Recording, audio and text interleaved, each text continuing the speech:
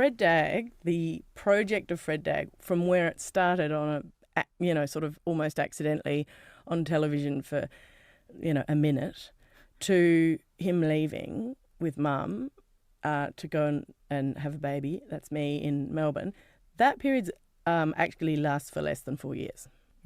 So it's nothing really, but it was so big, so fast, and such a kind of, it was so embraced by the audience who absolutely saw themselves and had never had anything like that before presented to them on television.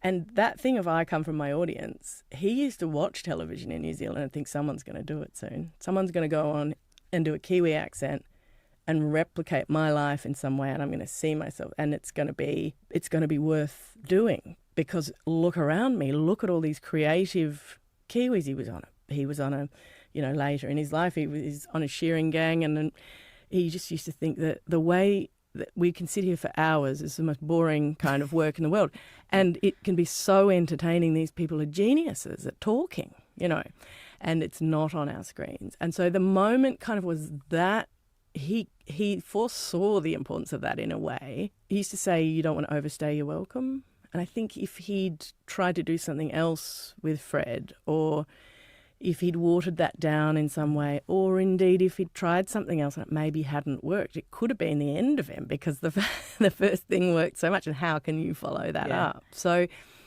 in a way it was sort of to save the Fred. Yeah, preserve the character. Exactly, yeah.